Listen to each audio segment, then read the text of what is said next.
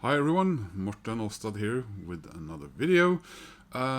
Tuesday, a couple of days ago, I went out more or less specifically just to go to the record shop and get one record. And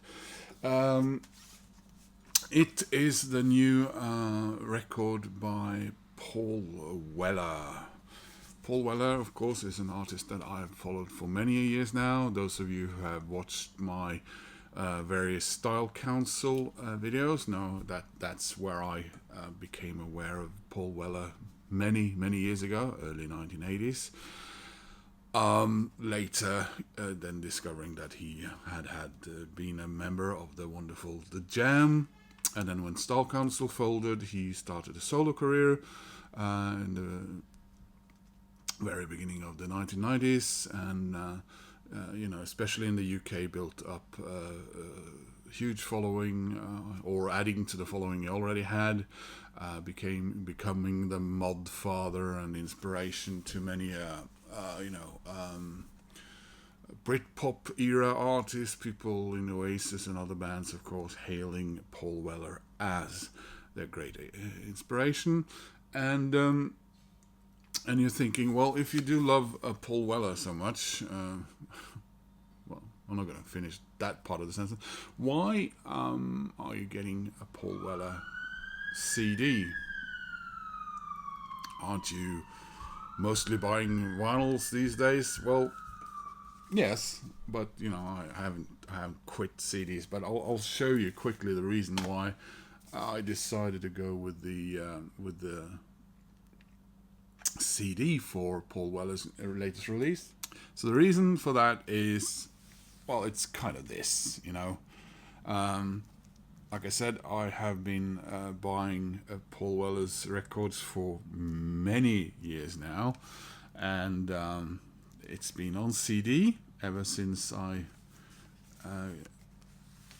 actually this solo debut of his wasn't my first Paul Weller solo album. It was his second.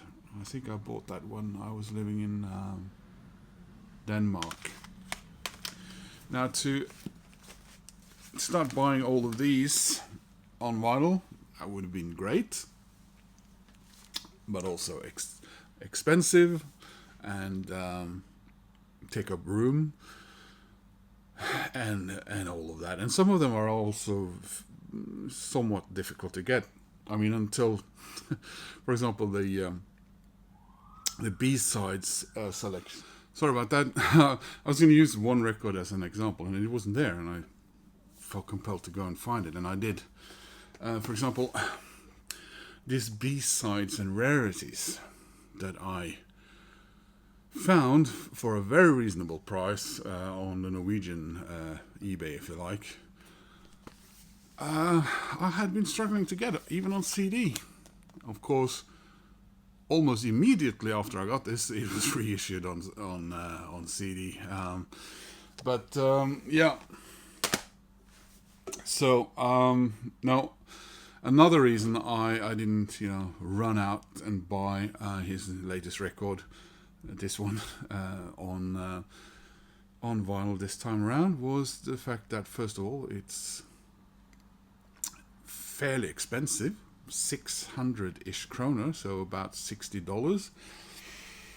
And it is a record that I'm a little bit apprehensive about, because Find El Dorado is a covers album, and I can hear a muffled shriek going through the vinyl community. Well, covers albums can be really great things, and they can also be, the dredge of an artist's career. I can't come up with any very special examples. Well, I always think about Duran. Their career had gone downhill fairly significantly. And then they had an upturn when they released their self-titled album Duran Duran, also known as the Wedding Album. When are we going to get that on vinyl, eh? And people were listening to the Duran Duran again, and that they had that big hit, and everyone was excited and everything. And then, far as I remember, they had a long period of time before they released their next album, which was a covers album, and they couldn't give that thing away. I remember I bought it because I thought, well, new Duran Duran album, and if I had known when I bought it that it was a covers album, I think I would not have done that. So yeah, I'm a little bit apprehensive about this, but hopefully it'll be alright. This is his second covers album, by the way. He made one called, was it 150 Studio? 2005-ish, I think. This one?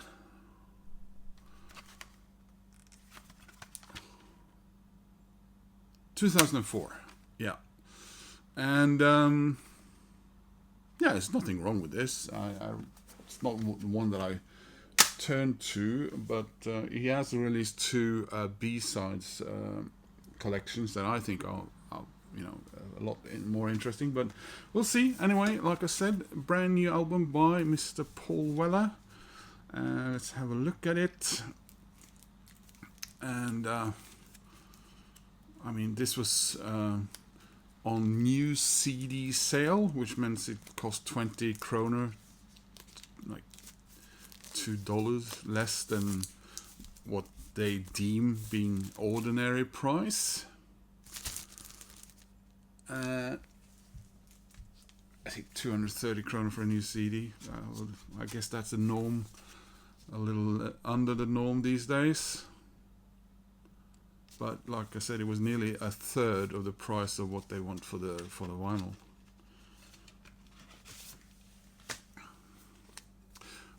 And that being said, it's a very handsome set.